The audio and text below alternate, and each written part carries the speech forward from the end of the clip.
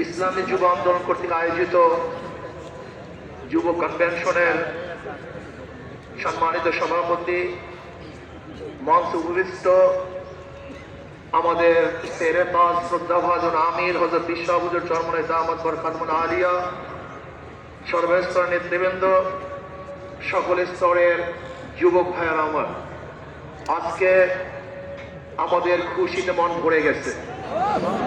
মনে হয় যেন আজকে আসমানের ফেরেশতাগুলিও এই যুব কনভেনশনের উপস্থিতি দেখে তারাও খুশিতে আত্মহারা। যুবক যদি জাগ্রত হয় তাহলে সেই জাতি জাগ্রত হয়, যুবক যদি জাগ্রত হয় দেশ জাগ্রত হয়, যুবক যদি ভালো হয় সেই সমাজটা ভালো হয়ে যায়, যুবক যদি ভালো হয় তাহলে দেশটা ভালো হয়ে যায়। মনে রাখতে হবে ইসলামী যুব আন্দোলন রুহানিয়াতের সমন্বিত প্রয়াস, রুহানিয়াত ও জেহাদের সমন্বিত প্রয়াস। এই স্লোগান মনে রাখতে হবে, রুহানিয়াতকে বাদ দেওয়া যাবে না, রুহানিয়াতকে ধারণ করতে হবে। ইন্না সালাতি ওয়া নুসুকি ওয়া মাহইয়াই ওয়া মামাতি লিল্লাহি রাব্বিল আলামিন। আমার জানি ইবাদত, আমার মানি ইবাদত, আমার আন্দোলন, আমার সংগ্রাম, সরাটি উদ্যানে আসা, আমার সময় দেয়া, আমার জীবন দেয়া, আমার মাল দেয়া, আমার ত্যাগ করা সম্পূর্ণ কার উদ্দেশ্যে? জোরে বলেন, একমাত্র আল্লাহর উদ্দেশ্যে। ইসলামী যুব আন্দোলন সাহাবাদের অনুসরণ করে, সাহাবাদের অনুসরণ ইসলামী যুব আন্দোলন। সাহাবাদেরকে ভুলবেন না, তারাই আমাদের অনুপ্রেরণা।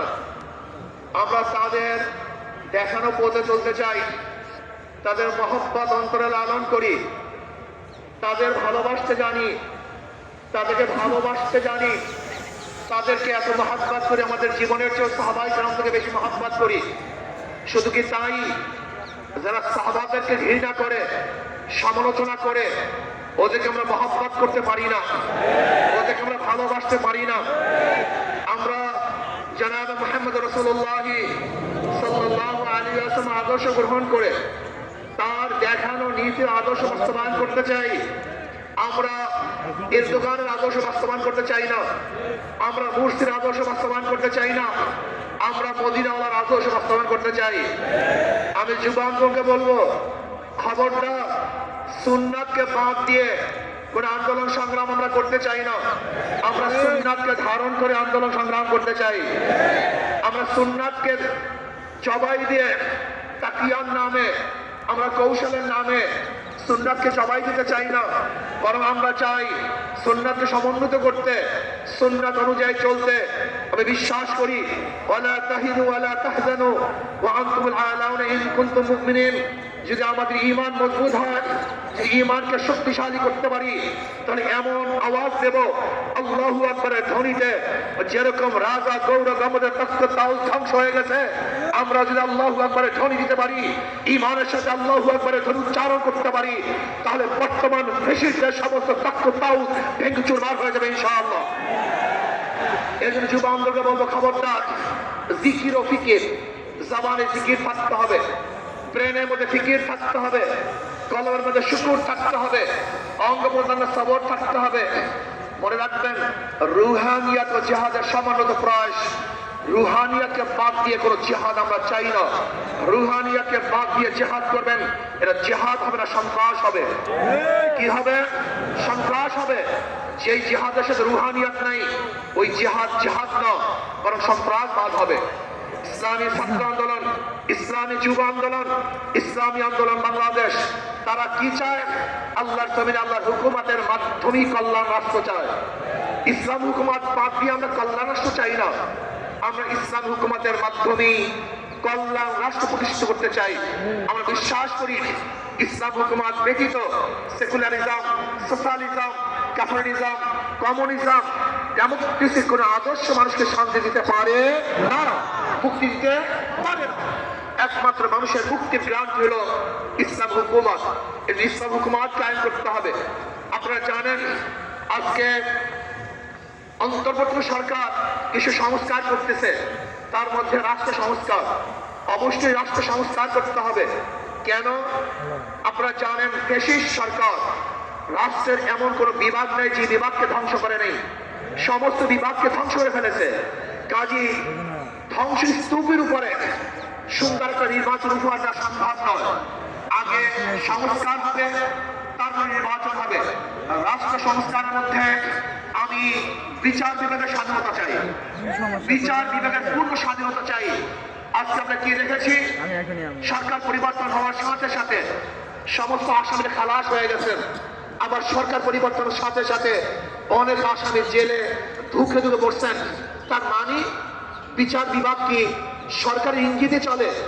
একটা ভালো রাষ্ট্রের, উন্নত রাষ্ট্রের সবচেয়ে বড় মানদণ্ড হলো বিচার বিভাগের স্বাধীনতা।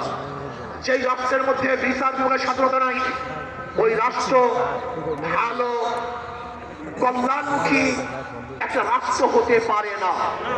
এর জন্য আমি বিচার বিভাগের স্বাধীনতা চাই, এমন স্বাধীনতা চাই বিচারকটা আইন অনুযায়ী বিচার করবে, কাউ ইঙ্গিতে বিচার করবে না, কাউ দিকে দৃষ্টি করে বিচার করবে না, বরং আইনে যা আছে সেই অনুযায়ী সে রায় প্রদান করবে।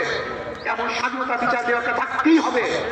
এমনকি ওই চেন্নাইকে, চিটাঙ্গের চেন্নাইকে, সেও যদি বিচারের আওতা দিয়ে, সেও যদি আইনের আওতা খালাস পায়, আমার কোনো আপত্তি নেই। কিন্তু আমিও যদি বিচারের আইনের মাধ্যমে জেলে থাকি, তাহলে আমার আপত্তি নেই। বিচার বিভাগকে স্বাধীন দিতে হবে, কাউর ইঙ্গিতে বিচার বিভাগে চলতে পারে না। যদি বিচার বিভাগের স্বাধীনতা না থাকে, মান হাফেরা হুফেরা, তুমি যেই গর্ত খুঁজবা সেই গর্তের মধ্যে একদিন তুমিই পড়বা। এর জন্য বিচার বিভাগের স্বাধীনতা চাই। নাম্বার 2, সংবিধান সংস্কার। আজকে দেখেছি সেখানে প্রায় 505টা আসন রাখা হয়েছে।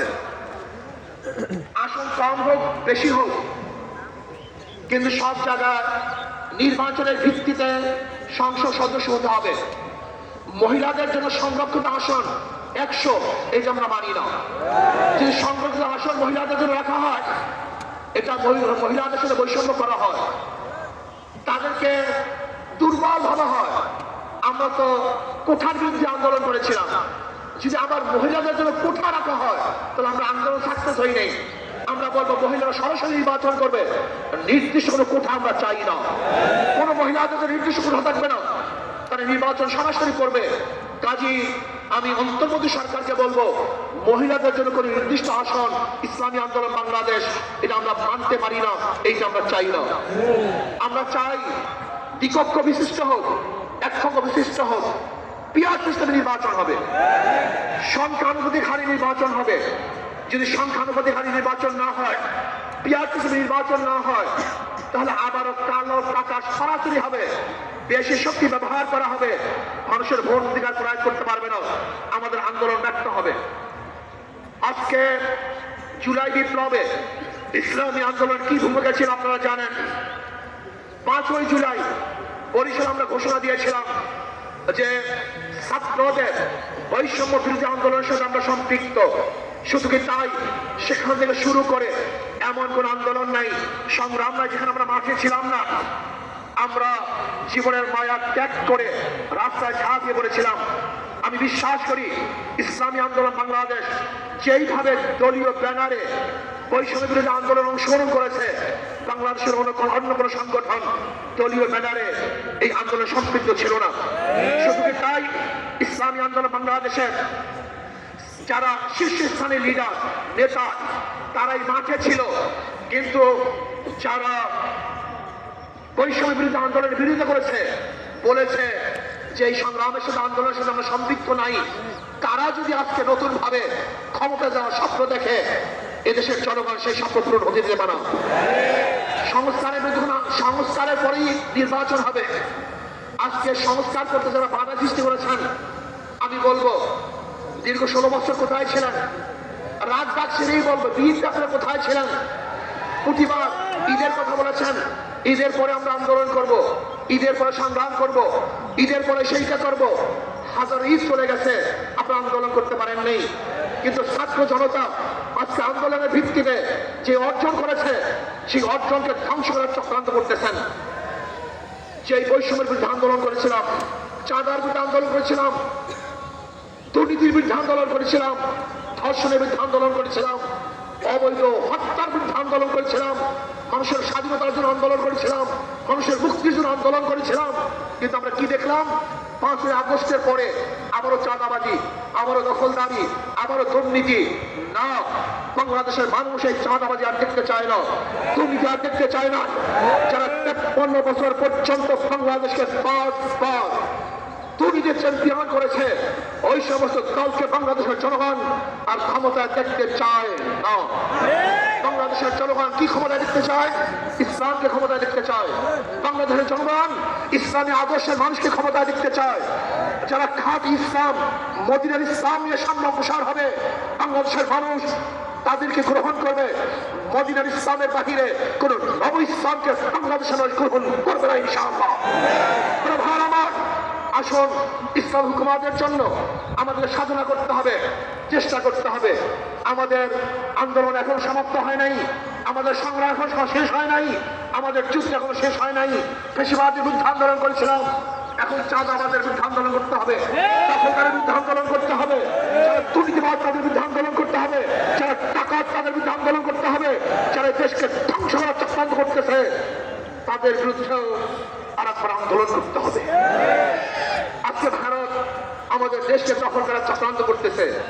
আমি ভারতকে বলবো, আপনি আমাদের দেশ দখল করার চক্রান্ত করতেছেন, আমাদের দেশে থেকে চক্ষু তুলছেন, আঙ্গুল উঁচা করছেন।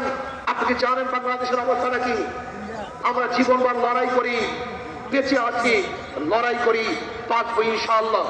আমরা জীবনভর লড়াই করেছি, আরো লড়াই করব, লড়াই করতেই থাকবো।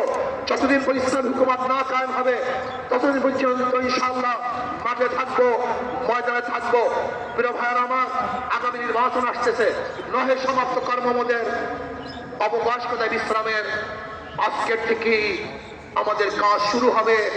মাঠে ময়দানে প্রত্যেকটা দাঁড়িয়ে দাঁড়িয়ে ঘরে ঘরে গিয়ে মানুষকে ইসলামের কথা বোঝাতে হবে, ভোট আদায় করতে হবে, ইসলামের পক্ষে আমরা ভোট নিয়ে আসবো। আল্লাহ আমাকে এবং আমাদের সবাইকে ইসলাম হুকুমত কায়েম করার চেষ্টা করার এবং সর্বোচ্চ ত্যাগ করার তৌফিক দান করেন। যুব কনভেনশন শুকরিয়া আদায় করছি, যারা আয়োজন করছেন সবাইকে ধন্যবাদ জ্ঞাপন করছি। আসসালামু আলাইকুম ওয়া রাহমাতুল্লাহি ওয়া বারাকাতুহু।